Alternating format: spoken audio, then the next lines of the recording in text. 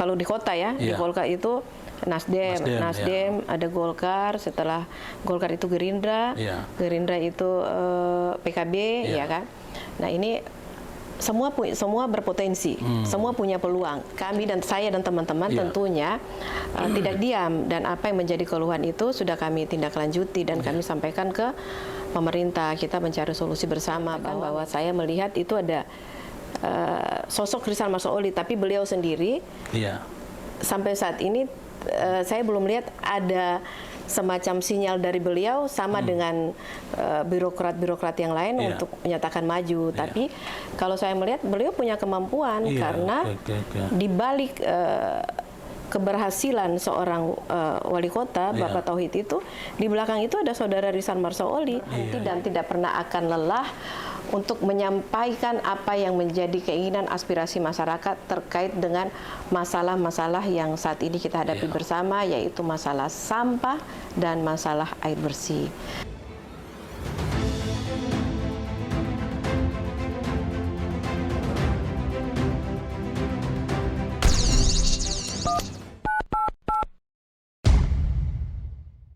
Oke, halo Sobat Bangsa, kembali lagi bersama saya Iradad Ismail di podcast yang sangat luar biasa, yaitu podcast Forum Strategi Arah Bangsa, di mana kita bicara soal tentang pikiran-pikiran besar untuk terkait soal arah bangsa kita ke depan. Nah, Sobat Bangsa, hari ini kita kedatangan tamu yang luar biasa, tamu di luar Jakarta, jauh ya. Tapi tamu ini sangat spesial karena beliau saat ini adalah salah satu tokoh perempuan yang juga memimpin salah satu partai, seorang petinggi partai di daerah, yaitu Ketua Partai Demokrat Kota Ternate, dan juga saat ini masih sebagai Wakil Ketua DPRD Kota Ternate, yaitu Ibu, atau kita manggilnya Pak Yundah atau kakak lah, Ibu Heni Sultan Muda, lengkapnya Dr. Anda Heni Sultan Muda SHM SOS. Selamat datang Kak Hen di podcast Fostrap. Luar biasa, pasti jauh-jauh dari Ternate ini. Jadi sebelum kita lanjut, Kak Hen bisa menyapa Sobat Bangsa di podcast Fostrap, Forum Strategi Arah Bangsa, sekaligus untuk bisa berkenalan dulu di podcast kita ini. Silakan Kak Hen. Baik, Assalamualaikum warahmatullahi wabarakatuh. Saya Heni Sultan Muda. Tadi sudah dikenalkan oleh sahabat saya, adinda saya, Iradat, yang biasa kita panggil dengan Yunda, Dinda Ir.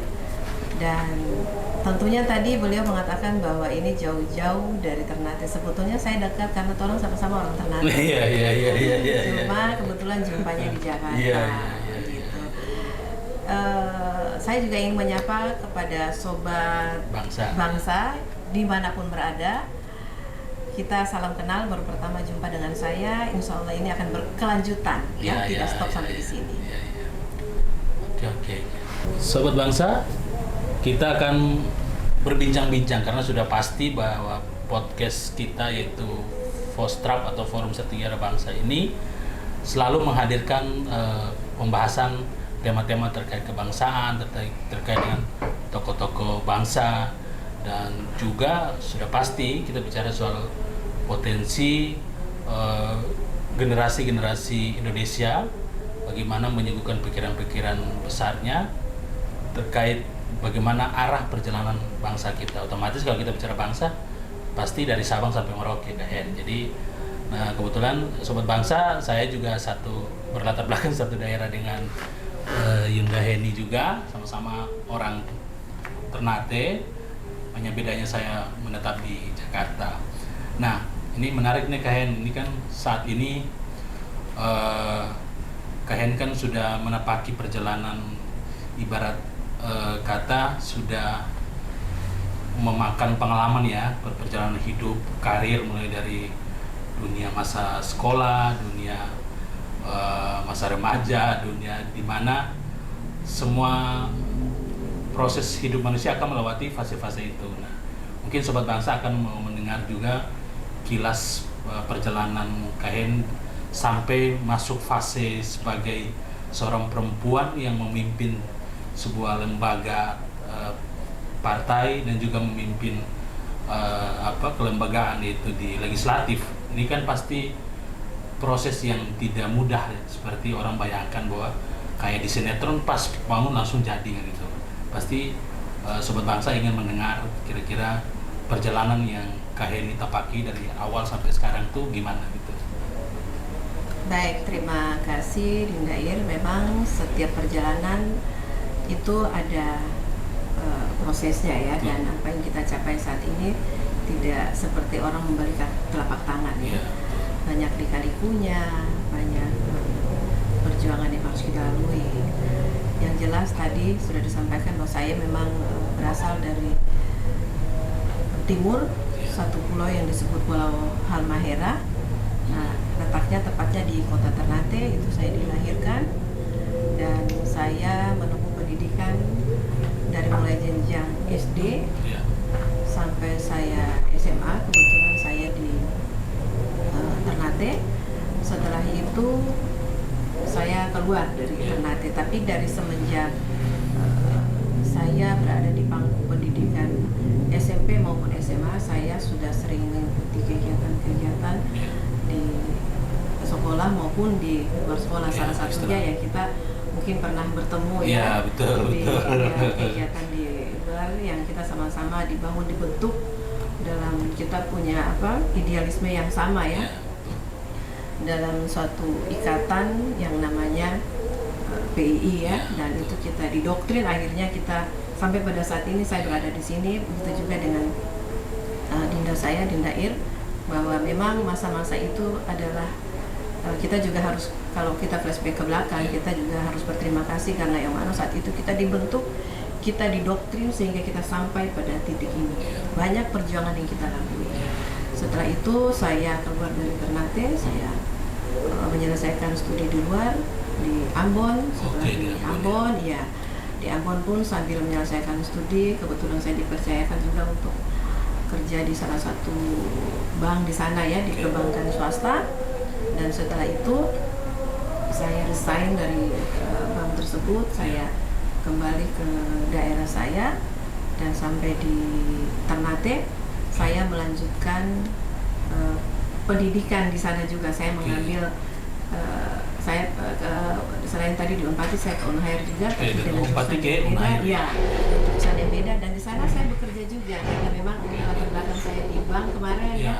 Saya lanjut ke Ternate, saya masih di perbankan di BRI, tapi di samping itu juga saya masih tetap aktif ya dalam, karena memang jiwa saya sudah terbentuk, jiwa organisasi, dan saya sangat nyaman, saya sangat cinta dengan organisasi yang saya ikuti gitu. Saya dibentuk dalam satu yang sama-sama ya di PII maupun di ormas-ormas yang lain, dan itu passion saya ke situ gitu. Jadi sambil saya bekerja, saya juga aktif juga di organisasi ya, di lembaga bantuan hukum juga. Di LBH.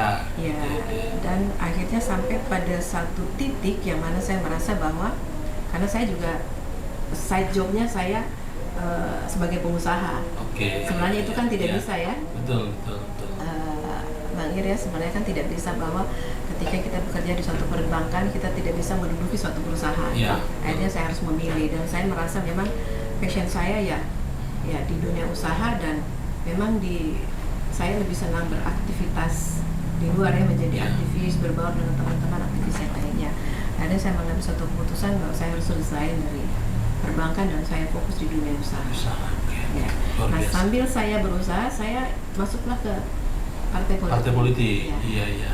Nah itu kira-kira pasti kan orang punya alasan kayak, pasti ada motivasi kuatnya apa? Kok tiba-tiba kan sudah enak jadi pengusaha, artinya kalau di dunia usaha kan kita bicara soal keuntungan, ini kan sudah aspek materi kita sudah aman nih, kan pasti orang gue udah aman lah gitu, istilah orang Jakarta kan gue udah aman gitu.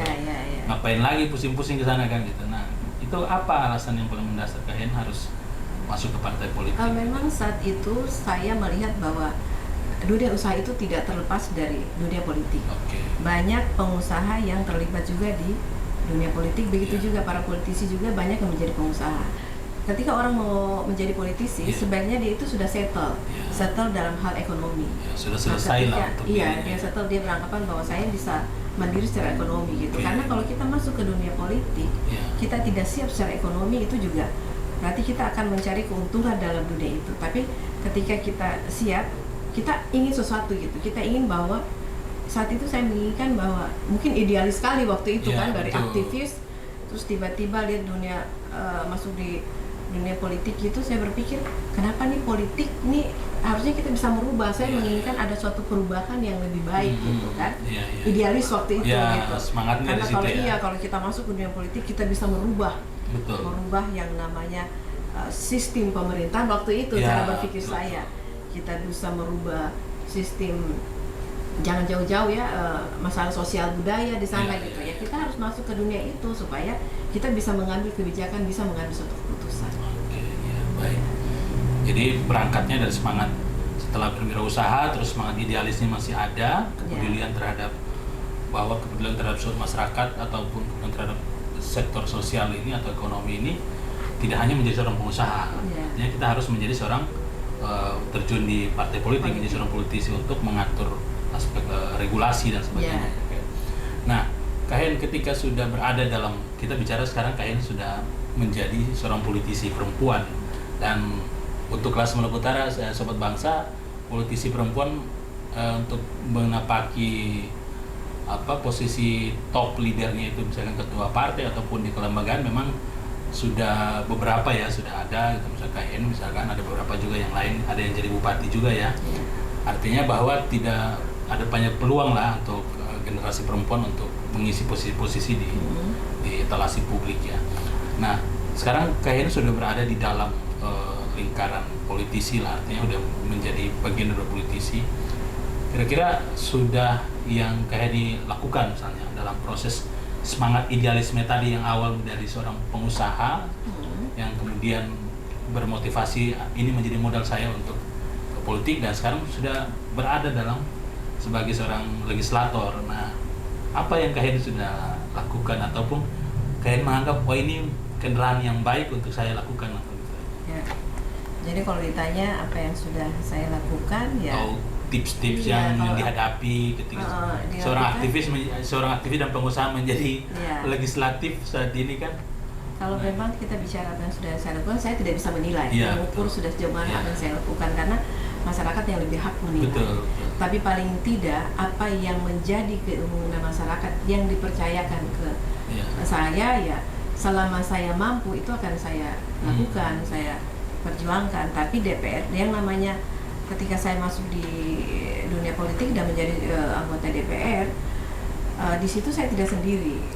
Berbagai macam kebijakan ini kalau kita ambil pun perlu keputusan yang kolektif kolegial. Nah, kadang-kadang walaupun saya menginginkan suatu perubahan, tapi tidak didukung juga teman-teman lain, ini juga tidak akan terjadi gitu. Jadi memang keputusan yang saya ambil, teman-teman ambil itu ya, atau hal-hal yang baik itu tidak saya sendiri juga, itu juga ada juga dukungan dari teman-teman yang lain. Begitu juga mungkin apa yang kami lakukan mungkin di luar dari ekspektasi masyarakat, yaitu tidak sesuai dengan harapan mereka, yaitu yang saya sampaikan tadi bahwa kita ini DPRD politik kolegial. Maksudnya ini perlu kerjasama gitu, perlu kerjasama, dan tidak ada support juga dari pemerintah kota juga ini tidak akan bisa jalan gitu. Tapi yang jelas saya maupun teman-teman yang lain punya kepentingan yang sama. Bagaimana supaya masalah yang saat ini banyak yang terjadi ya, kita tidak usah bicara banyak ini, tapi yang masalah dasar itu masalah kebutuhan air bersih dan masalah penanganan sampah. Itu yang masalah yang sangat krusial ya. Jadi kayak Kota Ternate kan termasuk dia menjadi brandnya wilayah Maluku Utara. Jadi di mana-mana ketika orang ke Jakarta nih, orang pasti nanya, "Mas dari mana, Mas?" Dia jarang sekali orang akan langsung menyebut Maluku Utara. Pasti akan dia memulai dengan mengatakan saya orang Ternate, saya dari Ternate. Padahal kan tidak tahu apakah dia di Bacan atau di mana kan gitu. Nah, sebagai seorang legislator mungkin pasti kan kayak yang tadi sudah sampaikan bahwa problem mendasar di sana adalah salah satunya air bersih, penanganan sampah dan sebagainya. Nah, kira-kira yang Kahen sudah ibaratnya gambaran Kahen itu apa sih yang harus diambil sebenarnya untuk penanganan soal seperti ini dalam kacamata sebagai seorang politisi dan juga sebagai seorang pengusaha, karena Kahen juga kan masih aktivitas usaha ini juga kan masih relasi-relasi di teman-teman entrepreneur atau teman-teman swasta di sana juga masih jalan kan gitu. Nah, itu kira-kira gimana Kahen? Ya, kalau bicara mengenai masalah penanganan sampah ya, yang utama karena memang di mana-mana saya suka lihat, bukan cuma di Ternate, teman-teman di Jakarta suka mengirim juga ke daerah ini sampah di Ternate ini bagaimana penunjukan di mana-mana. Nah, ini memang harus ada kerjasama yang baik antara baik pemerintah kota, DPRD itu sendiri maupun dari masyarakat. Pertama, kesadaran masyarakat juga yang kurang karena masyarakat masih membuang sampah tidak pada tempatnya. Itu pertama.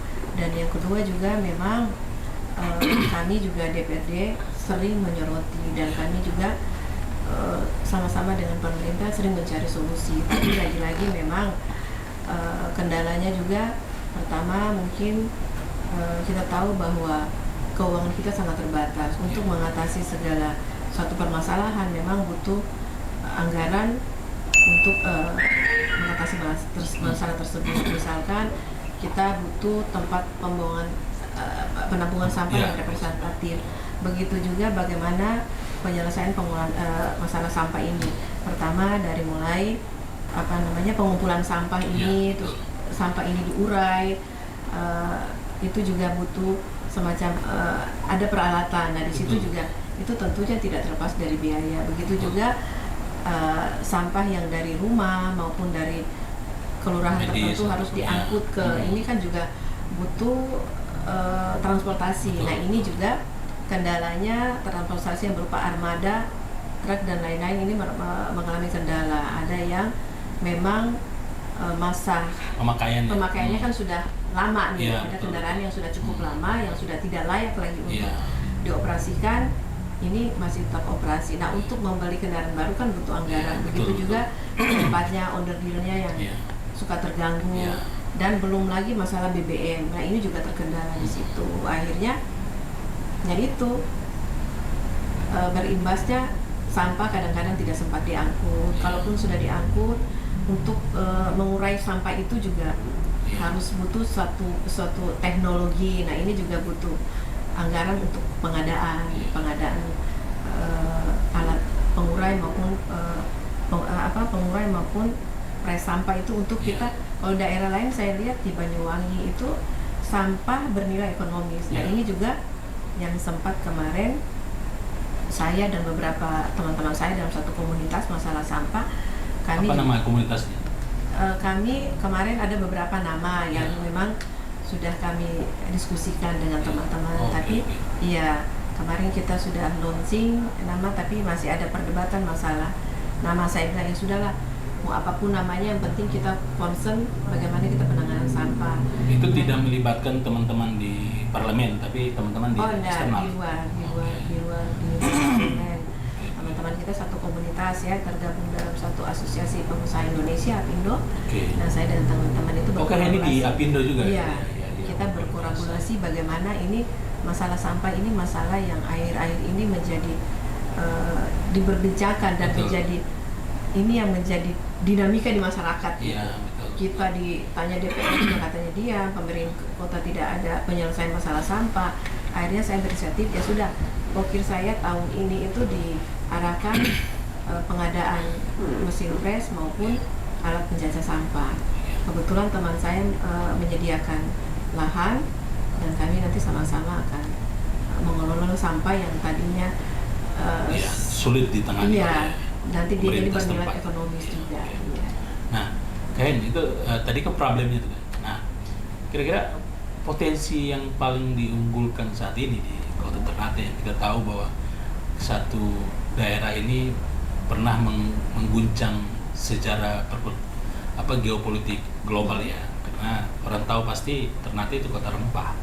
Nah, kira-kira potensi yang paling unggulan yang Kak Heni tahu sendiri karena kau ini juga pernah menjadi seorang pengusaha dan juga menjadi seorang politisi atau legislatif saat ini.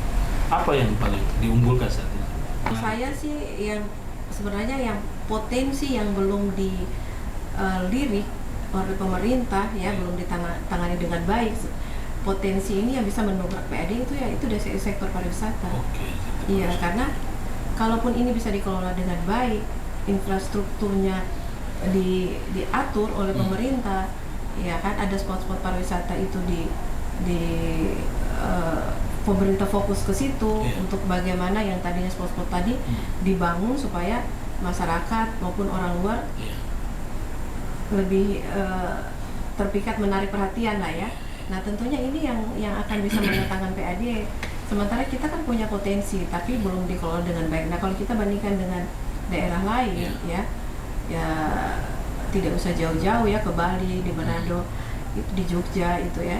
Nah itu pendapatan dari sektor pariwisata cukup meningkat. Karena apa? Karena memang objek pariwisata itu dikelola dengan baik dan memang oleh pemerintah setempat itu benar-benar fokus gitu. Jadi ya. Nah kalau soal ini kan Ternate kan termasuk daerah yang dimana orang doyan makan.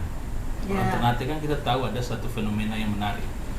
Sobat bangsa di Ternate itu biasanya makan dan baronggeng. Kalau Lebaran itu orang kan pasti akan bersilaturahmi ke sana kemari. Tetapi uniknya orang Ternate ketika Lebaran dia semua keluar dan pergi cari tempat makan. Kalau di Jakarta orang Lebaran jarang orang buka tempat makan kan, maksudnya resto pasti pada tutup, orang pada libur. Tapi pedagang di sana, terutama pedagang-pedagang pecel ayam, ketika Lebaran dia nggak akan libur, karena warga Ternate pasti keluar dan cari makan. Nah, otomatis ada potensi kuliner. Nah, kalian melihat untuk potensi kuliner kita di sana gimana? Untuk wisata, bisakah itu menjadi semacam ikon untuk bisa wisata kuliner dan sebagainya, atau gimana?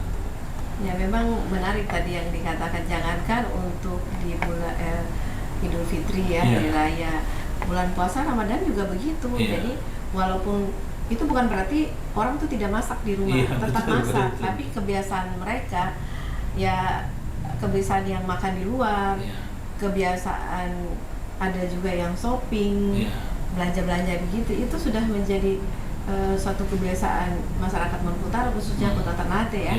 Nah ini yang mungkin disoroti oleh yang disampaikan oleh Presiden bahwa Maluku Utara itu adalah kota yang paling Ternate itu Maluku Utara adalah provinsi yang paling bahagia. Betul. Provinsi yang paling bahagia ya, bukan Kota Ternate, provinsi yang paling bahagia.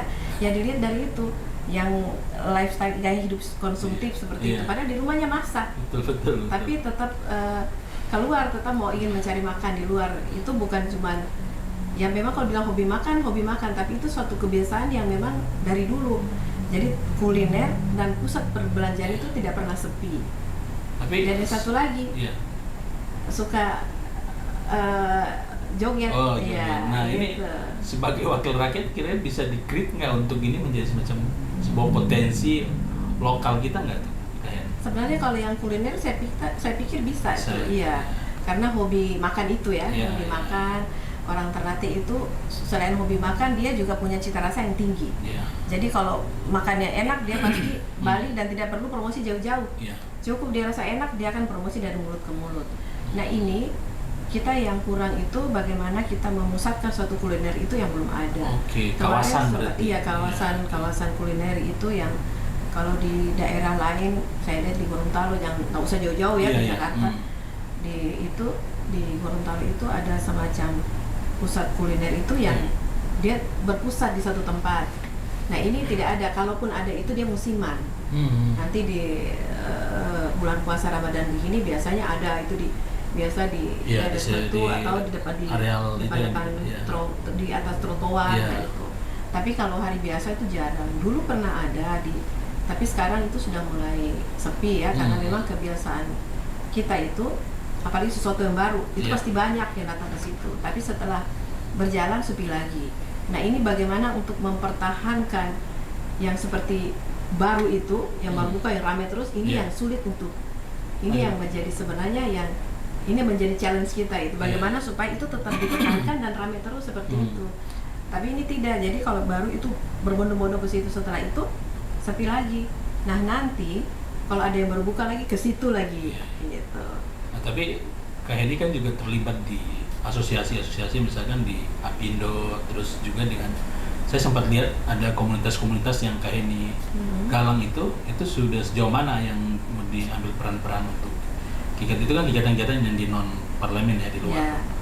Bahwa kegiatan-kegiatan sosial lain yang Kak Heni sudah lakukan apa saja terus untuk komunitas ataupun kalau memang ekonomi kreatif atau apa? Saya satu visi misi dengan Apindo ya, bagaimana kita memperdayakan masyarakat dan memperdayakan ekonomi masyarakat ya, yang tadinya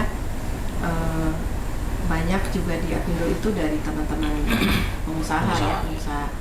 Dan kita tidak sekedar berkumpul cuma duduk bicara yang ini, tapi bicara yang cuma sekedar diskusi, tapi kita juga mencari solusi terkait dengan permasalahan-permasalahan yang ada.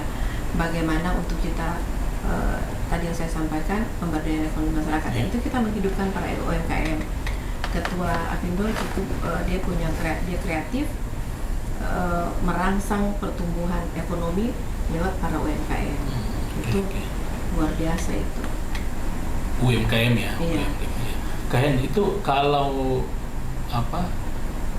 sekarang untuk ciri khas kita di sana kan pasti orang kalau misalkan di daerah lain ya, misalnya contoh Sumatera Utara ada yang namanya Bika Ambon, kan khasnya. Kalau Palembang pempek dan sebagainya. Nah, yang Kak Heni dapatin di lapangan ya, itu kunjungan tamu-tamu dari luar itu, misalkan mereka lebih nyari apa? Untuk khas kita di sana. Snack ya, itu snack. Biasanya roti kenari, kue-kue dari bahan dasarnya kenari ya. Itu udah jadi brand itu ya. Tapi biasanya kalau untuk makanan berat itu biasanya itu kepiting. Itu kepiting ya. Jadi dia kepiting maupun ada yang lain ya, suka juga ikan-ikan. Di sana di Ternate kan itu ikan segar ya, ikan sekali mati ya, beda dengan Jakarta ya. Yang lain 1000 mati. Ya, itu juga mereka sering bawa. Iya. Tapi kalau jajanan ya seperti itu, jajanan bahan dasarnya kue. Nah ini kebetulan di Ternate itu ada satu kampung yang nama Pala Jawa itu. Ya di situ itu industri. Mereka di situ di situ itu yang membuat kue yang berasal dari kenari. Tapi sekarang para UMKM juga sudah kemampuan mereka untuk membuat kue dari bahan dasar kenari itu sudah sama dengan orang-orang Pala Jawa. Jadi para UMKM juga sudah memproduksi sendiri, dan rata-rata UMKM yang ada di Ternate itu ya mereka produksi dari mulai bukan cuma makanan tapi kosmetik juga. Terus ada fashion juga, kain, iya. Kayak batik kubo, juga, batik, tenun, ya. Gitu. Nah, tapi sejauh ini yang Kak Heni lakukan dengan teman-teman di DPR misalnya, apakah ada nggak payung hukum yang melindungi para pelaku UKM kita di sana? Karena ini kan menyangkut soal merek, soal tentang kan pernah kejadian tuh saling mengklaim tuh ikan cakalang atau nasi kuning, kan orang Manado klaim itu juga. Nah, sempat ini nggak di teman-teman di DPR seangkatan KN untuk teman-teman DPR juga sangat support yang namanya UMKM, teman-teman semua support, dan alhamdulillah UMKM itu walaupun mereka sudah punya merek sendiri tapi mereka juga punya yang hak cipta dan juga halal itu dia sudah dorong juga ke sana ya. Iya. Sudah ada registrasinya sudah, alhamdulillah. Kalau gambaran Kak Heni sebagai pemimpin partai nih ya, ini kan pasti orang melihat Kak Heni kan bukan hanya seorang pengusaha.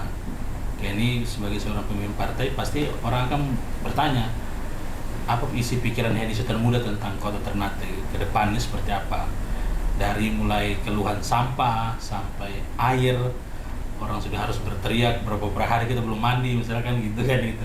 Pasti sebagai pimpinan partai kan akan resah juga. Nah, apa yang Kak Heni gambarkan untuk bisa menjadi harapan bagi masyarakat Kota Ternate? Karena masyarakat tidak akan meminta harapan pada tokoh-tokoh yang lain yang bisa disampaikan harapannya kepada pemimpin partai, karena suara itu akan disampaikan ke parlemen dan juga akan disampaikan ke eksekutif gitu. Kira-kira gimana Kak? Ya, memang kita yang duduk DPR dipercayakan masyarakat, ya, dipercayakan masyarakat untuk masa kerja itu ada masanya ya selama 5 tahun, dan tentunya kita mendapat mandat dari mereka dan apapun yang mereka inginkan, biasanya harapan mereka itu sudah harus dipenuhi. Nah, masyarakat berharap ketika kita duduk menjadi anggota DPR, tentu harapan mereka terkait dengan masalah sampah yang setiap saat dikeluhkan, foto dikirim ke kami, masalah air bersih yang kadang-kadang jalannya 1 hari jalan, 2 hari mandat, ini juga menjadi keluhan. Dan kami juga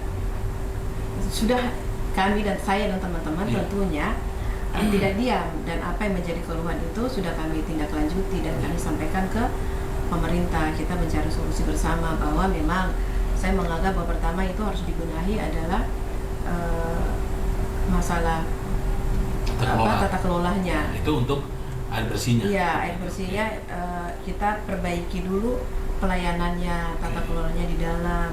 Nah, ada hal-hal teknis yang disampaikan saat kita mengundang mereka, hal-hal teknis yang menjadi kendala mereka juga kita mencari solusi. Kalau memang itu harus diselesaikan dan konsekuensinya harus memang ada anggaran di situ, kita pada prinsipnya DPRD itu siap untuk harus misalkan nih harus ada penambahan modal ke mereka ya,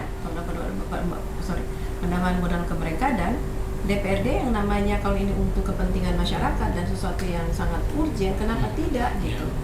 Tapi lagi-lagi decision makernya kan ada di pemerintah. Itu lagi ya. Balik lagi ke situ ya. Iya, decision makernya ada pemerintah. Kita cuma bisa mengusulkan, kita cuma bisa mendorong. Paling kadang-kadang biasalah ada selisih pendapat sedikit, tapi kembali lagi decisionnya ada di pemerintah. Artinya teriakan-teriakan itu sudah diteriakin di parlemen ya, di legislatif ya. Tapi ya ujung-ujungnya terakhir kembali ke mereka yang berada di eksekutif untuk bagaimana mengeksekusi semua ya. Gitu ya. Nah, ini kan kalau bicara soal tentang eksekusi itu di wilayah eksekutif, so pasti itu kan ini kita akan bicara soal tentang estafet kepemimpinan ke depan. Ya, ini lagi momen juga kan, momen Indonesia kan baru selesai melakukan yang namanya pesta demokrasi, dan otomatis di daerah-daerah juga akan menuju juga melakukan pesta demokrasi juga. Nah, kalian sebagai tokoh partai melihat estafet kepemimpinan ke depan, tokoh-tokoh yang ada di Kota Ternate khususnya, kira-kira potensi-potensi yang akan bermunculan siapa aja yang kalian melihat sebagai seorang politisi ya? Figur-figur yang ya bisa menjadi kompetitor ataupun bisa menjadi kompetitor lah ya, untuk bisa kompetitor terhadap kepemimpinan pemerintahan saat ini ya, menjadi challenge untuk sebagai pembanding lah. Kira-kira figur siapa aja yang kalian kalau memang kita melihat jejak-jejak mereka juga ya. Kalau figur memang banyak figur yang bermunculan saat ini. Tapi sebagai seorang politisi dan sebagai seorang ketua partai, tentunya saya lebih cenderung melihat bahwa siapa yang mempunyai kendaraan politik saat ini. Ya, kalau kita bicara tentang kendaraan politik, tentunya selain incumbent kan beliau salah satu ketua partai politik juga ya, Mas. Dan ada beberapa ketua partai politik juga, ada PKB, Pak Muhajirin Bailusi, ada P3, Pak Mubin, ada Haji Ais juga, ada Gerindra. Dan itu mereka punya seat juga di DPR ya? Iya, ada Gerindra juga. Yang saya bicara nih yang punya seat nih. Ada Gerindra juga, ada PDIP juga, ada Golkar, ya kan? Tapi ini saya bicara tidak secara terstruktur ya, stratanya misalkan kalau memang kita urut-urutan, kalau di kota ya, di Golkar itu Nasdem, ada Golkar, setelah Golkar itu Gerindra, Gerindra itu PKB, ya kan? Nah, ini semua berpotensi, semua punya peluang. Kita bicara yang punya kapasitas sebagai seorang partai, decisionnya ada di dia ya, di ketua partai. Nah, itu mereka punya peluang begitu. Ketua-ketua partai ini punya peluang. Nah, ada beberapa tokoh yang bermunculan, memang mereka tidak punya kendaraan politiknya ya. Iya. Tapi mungkin ada komunikasi politik ada dengan relasi ke sana ya. partai-partai tertentu Iya. gitu. Banyak yang bermunculan. Kalau untuk yang berlatar belakang birokrasi berpotensi nggak untuk dimunculkan sebagai pelanjut estafet? Kalau saat ini banyak yang bermunculan itu kalau Ya, yang di birokrasi di luar pimpinan partai. Pimpinan partai itu banyak birokrasi juga. Ada Pak Sahrir, Raja, ada mungkin kalau Bung Irada kan kenal persis kalau saya sebut ya nama ada Sahrir, ada Pak Aka Sekwan ya. Alhamdulillah ya Sekwan ya. Itu dari birokrasi ya. Iya. Ada Pak Santrani juga, ya, Pak Santrani. Ya, itu kan juga latar belakangnya kan birokrasi sebelumnya. Ya. Ya, baik. Nah, dan di internal birokrasi di Kota Ternate sendiri kayaknya ada potensi nggak tokoh-tokoh? Kalau saya melihat itu sebenarnya mereka punya potensi, tapi mereka tidak berani muncul seperti tokoh-tokoh yang saya sebutkan tadi. Betul. Nah, kalau saya melihat contoh di Kota Ternate sebenarnya kalau berpotensi itu kalau saya melihat tuh Rizal Marsaoli. Oh, itu jabatannya apa dia? Sekot. Sekretaris Kota ya, itu Sekot punya potensi. Orang nomor 2 lah ya, nomor 2 nomor 3 lah ya. Iya, karena kayak melihat dibalik kesuksesannya wali kota itu ada sosok Rizal Marsaoli di situ gitu. Kenapa yang menjadi pengaruh besar beliau ini apa gitu? Sedangkan banyak tokoh-tokoh birokrasi yang lain juga kan yang punya pengaruh juga gitu. Iya, tadi saya sampaikan bahwa tokoh-tokoh birokrasi yang bermunculan itu betul. Kan di luar wilayah Pemda Kota Ternate. Kota Ternate dan tadi Bung Irwan menyampaikan kalau di Kota Ternate sendiri internal. Nah, internal kan saya tadi menyampaikan bahwa saya melihat itu ada sosok Rizal Marsaoli, tapi beliau sendiri sampai saat ini saya belum lihat ada semacam sinyal dari beliau sama dengan birokrat-birokrat yang lain untuk menyatakan maju. Tapi kalau saya melihat beliau punya kemampuan karena di balik keberhasilan seorang wali kota Bapak Tauhid itu di belakang itu ada saudara Rizal Marsaoli. Banyak kebijakan yang diambil oleh Pak Tauhid itu dilahirkan dari pikiran-pikiran Pak Rizal Marsaoli. Berarti ini ibaratnya ada kalau dilihat dari kacamata politik dari kapasitasnya dia mumpuni gitu. Cuman apakah beliau sama seperti politisi lainnya yang dari kalangan birokrat untuk berani maju? Sejauh ini saya belum lihat ke arah itu. Tapi kalau beliau maju juga manis gitu kan. Bahwa itu artinya bahwa Kota Ternate masih punya harapan bahwa masih banyak pemimpin-pemimpin baik yang akan mengurus problem-problem yang mendasar tadi kayaknya soal sampah, soal air bersih, soal kuliner, soal brand Kota Ternate sebagai kota rempah, kota sejarah dan sebagainya kan gitu. Nah, kayaknya terakhir untuk ke depan apa yang akan menjadi langkah-langkah yang harus diambil oleh seorang Henny Sultan Muda yang dari seorang mahasiswa biologi, mahasiswa hukum sampai ke mahasiswa politik, magister politik dan terakhir sebagai wakil rakyat, langkah yang akan diambil untuk meneruskan sejarah di Kota Ternate ke depan, apa yang akan diambil oleh Henny Sultan Muda ke depan? Ya, saya merasa langkah saya belum paripurna kalau saya belum sampai pada suatu hope saya ingin bahwa saya berada pada level pengambil kebijakan, pengambil keputusan. Karena kalau selama ini saya berteriak, selama ini saya mendorong ini itu dan belum sesuai dengan keinginan saya wajar dong kalau saya punya angan-angan. Setiap manusia kan pasti punya harapan, punya impian. Berarti saya harus mengambil saya harus mengambil jabatan itu gitu. Saya harus penentu kebijakan. Ini kan sebagai seorang pimpinan partai, selain punya cita-cita juga untuk menjadi pengambil kebijakan, tapi juga akan merekrut para pemimpin yang baik juga kan untuk menata Kota Ternate. Nah, ini salah satu yang menjadi beban kita juga, bangsa ini juga, bahwa harapan yang akan diwariskan itu sudah pasti di kelompok yang namanya kaum muda, generasi muda dan juga kaum perempuan. Itu salah satu perintah undang-undang juga bahwa 30% harus kita perjuangkan juga untuk kaum perempuan ini.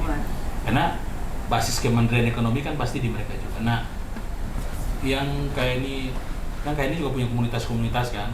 Nah, saat ini yang kayak ini lihat di lapangan kaum muda kita di Kota Ternate itu potensi ataupun tantangan yang mereka hadapi, dan kira-kira ada solusi yang diupayakan oleh Kak Heni terhadap generasi kita di sana seperti apa? Juga dengan kaum perempuan di sana. Kalau saya lihat komunitas anak muda ya, komunitas anak muda yang tadi disampaikan itu, saya juga punya suatu yayasan, kebetulan saya pembina di yayasan yang namanya Konokami itu, situ banyak anak muda. Dia bergerak di apa aja yayasannya? Di budaya. Budaya pariwisata itu juga banyak anak muda. Jadi bagi saya itu anak muda di Kota Ternate sudah kreatif ya. Bukan cuma di komunitas, di beberapa komunitas juga mereka sudah mulai berkembang. Cara berpikir mereka sudah mulai berubah. Cuman mereka yang jadi masalah, mereka tuh belum dikasih kesempatan mungkin. Ya. Belum dikasih kesempatan. Iya, ada beberapa memang. Itu karena kan kadang-kadang suka dianggap ini belum waktunya, ini masih masih di Ternate kan biasa. Ini anak muda belum waktunya ini. Padahal sebenarnya anak muda tuh anak muda juga punya kesempatan. Kalau kita percaya ke mereka, kita kasih mereka kesempatan. Mungkin mereka bisa juga lebih baik dari kita, karena perkembangan teknologi sekarang ini justru anak muda nih paling cepat. Nah, bagi saya sih mereka sudah cukup berkembang dan tinggal diarahkan. Tapi kalau kita lihat dari sisi politik, memang banyak anak muda yang masih alergi dengan politik ya. Ya, bagi mereka ketika saya bergaul, saya tanya kenapa masih alergi dengan politik? Politik itu banyak janjinya. Tapi sebagian anak muda pola berpikir mindsetnya sudah berubah. Toh terbukti kemarin ada salah satu tokoh anak muda ya. Dia salah satu tokoh anak muda, dia calon DPR RI. Saya melihat perolehan suara di DPR RI dia beda dengan partai saya ya, dia dari Golkar, namanya Akbar ya, Pak Edi Langkara itu, dia meraup suara yang cukup signifikan ya, 40.000 mungkin ya. Ini berarti bahwa saya melihat anak muda, justru yang banyak pemilih anak muda juga. Saya melihat bahwa ternyata anak muda sekarang sudah tidak alergi dengan politik. Cuma tinggal kita mengerahkan mereka. Yang tadinya mungkin mereka merasa bahwa politik ini banyak janji-janji, ternyata tidak begitu, itu tinggal edukasi ke mereka aja. Tapi sejauh ini masalah perempuan. Kalau bagi saya perempuan, kalau kita bicara sekarang nih, perempuan sudah kesadaran politiknya sudah cukup tinggi dibandingkan dengan tahun-tahun sebelumnya. Apalagi sekarang nih perolehan kursi DPR provinsi maupun kota tuh naik,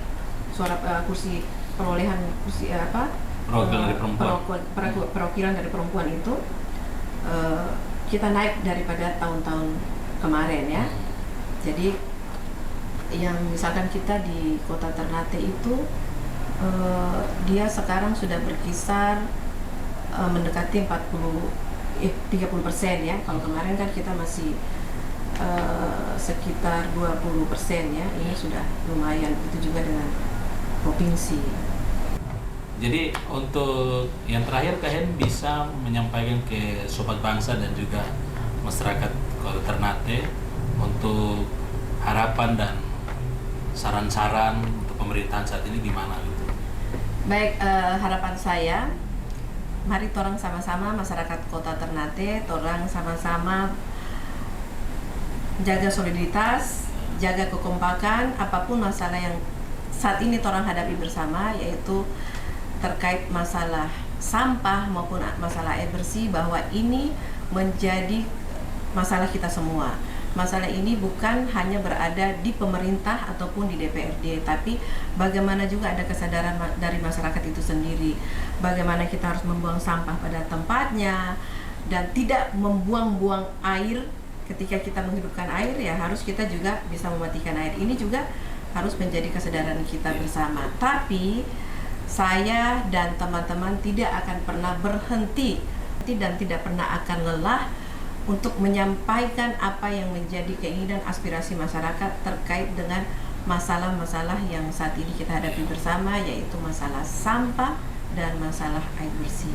Dan untuk sobat bangsa, ayo mari kita sama-sama pasiar jalan-jalan ke Kota Ternate maupun di Pulau Halmahera, karena di Kota Ternate itu banyak makanan enak ya, banyak banyak makanan enak dan pantainya sangat indah. Kita bisa berkunjung juga ke Pulau Halmahera, karena di sana di Pulau Halmahera itu juga ada laut yang sangat indah yang tidak kalah menarik dengan seperti dengan Pulau Bali. Jadi, kapan mau ke Ternate jangan lupa hubungi saya. Saya siap menjadi guide Anda. Iya. Makasih Kak Hen, waktu luar biasa ini di bulan puasa, bulan yang penuh berkah.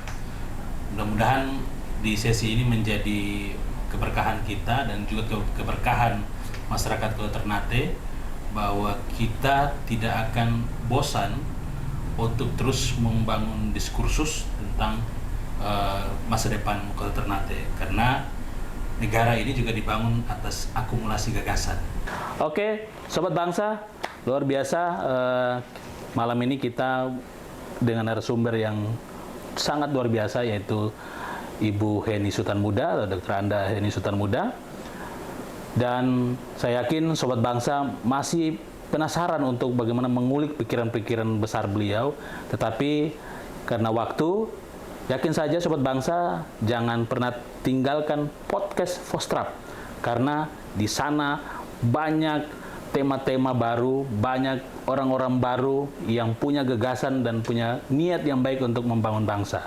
Karena kalau bukan kita, siapa lagi yang akan memikirkan, mendiskusikan, dan menggerakkan pikiran-pikiran itu menjadi perbuatan yang nyata. Sampai jumpa di podcast-podcast berikutnya. Sekian dari saya, Ira Ismail. Wassalamualaikum warahmatullahi wabarakatuh. Bersama Waalaikumsalam warahmatullahi wabarakatuh. Bunda Heni Sultan Muda.